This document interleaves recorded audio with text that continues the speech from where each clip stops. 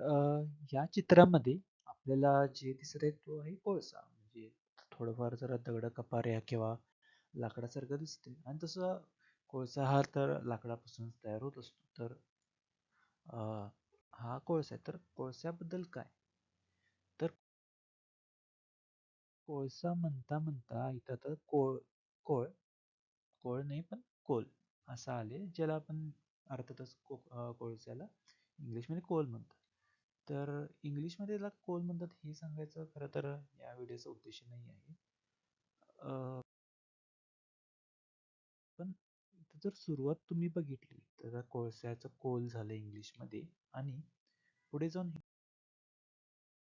हिंदीमध्ये आपण त्याला आता माहित असेल बरेच जण की कोयला म्हणतात.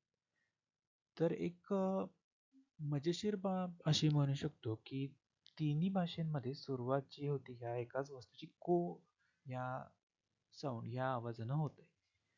तर ह्यात असं वेगळं असं काही नाही, म्हणजे बरेच आपल्या भाषा जोडलेल्या आहेत. खास करून मराठी हिंदी तर बऱ्यापैकी एकत्रच त्यांची ग्रोथ झालेली आहे, एका फॅमिली मेंबर आहे असं आपण म्हणतो.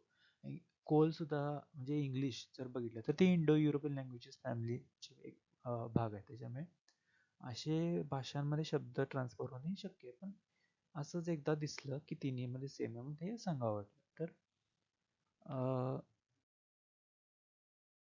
खास करून आता पण तरी सुद्धा आता कोळसा आहे आणि कोयला आहे, तर हे एक्झॅक्ट आता सेम नाही शब्द दोन्ही भाषेमध्ये, तर मग थोडे वेगळे आहेत.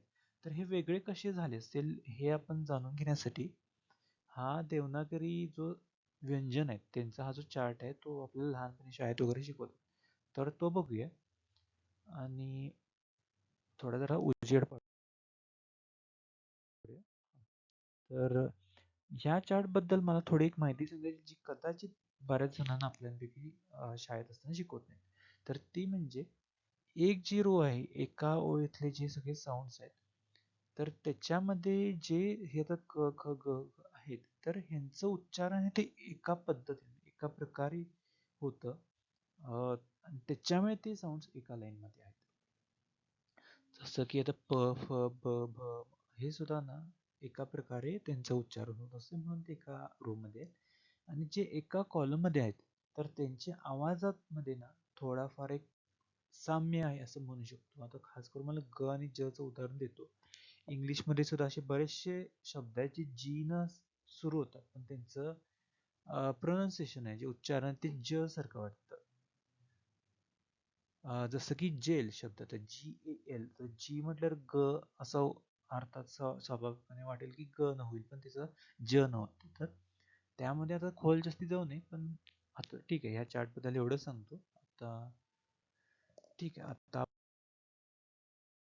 आपला शब्द होता कोळसा आणि कोयला.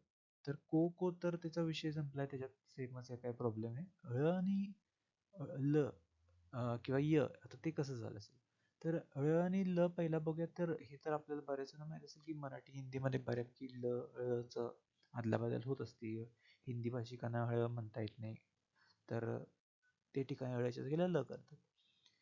तर इथं पहिला तर मला हे सांगायचं की कोयला पहिला आला की कोळसा पहिला आला हा तर इथं काही वाद नाहीच आहे. इथं आपण ते शोधायला पण जात नाही, फक्त आपण दोन्हीमध्ये कसं रिलेटेड असू शकतात हे बघतो.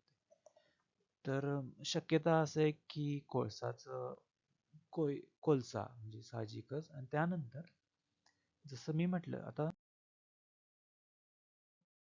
य आणि ल, आता त्याच्याबद्दल थोडं काही बोलण्याआधी हे मला सांगायचंय की आपण शाळेत असताना बऱ्याच वेळा ही जी ओळ आहे य र ल व ही तर खाली बघत आलो आहोत.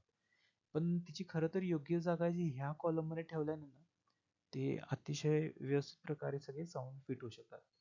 तर त्यात देखील आता खोलात जाऊ नये, पण इथं आपण बघू शकतो की ल आणि य आहेत हे एकाच कॉलम मध्ये आहेत आणि ती एका प्रकारचे साऊंड जसे ऐकायला कानाला आल्यामुळे ते थोडंफार तर असं होऊ शकतं की ते कोळसाचं कोयसा झालं.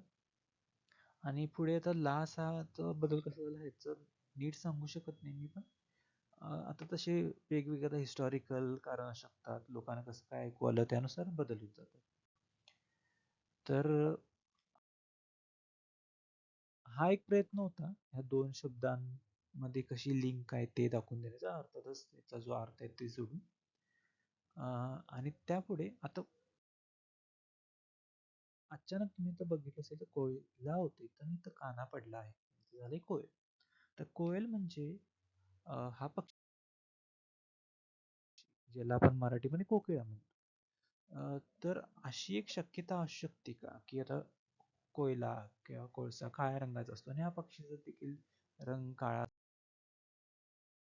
असल्यामुळे कोयलावरून ह्या पक्षीला कोयल असं नाव आलं असेल का ही एक फक्त शक्यता व्यक्त करत आहे याच्यावर आपण विचार करू शकता. तर झालं आता एवढंच हे शब्दांमधले अशीच एक गमतीशीर काहीतरी कनेक्शन सापडलं ते दाखवायचं होतं आणि ते दाखवून झालेलं आहे. ओके.